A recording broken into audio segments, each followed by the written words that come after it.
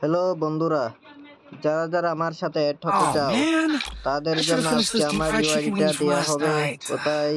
I'm হ্যাঁ, আমি starving. UID এখনই দিচ্ছি।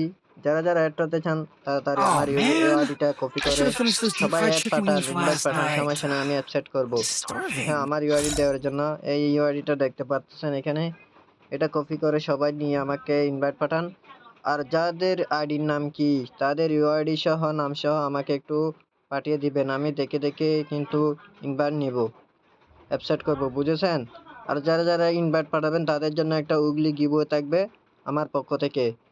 হ্যাঁ,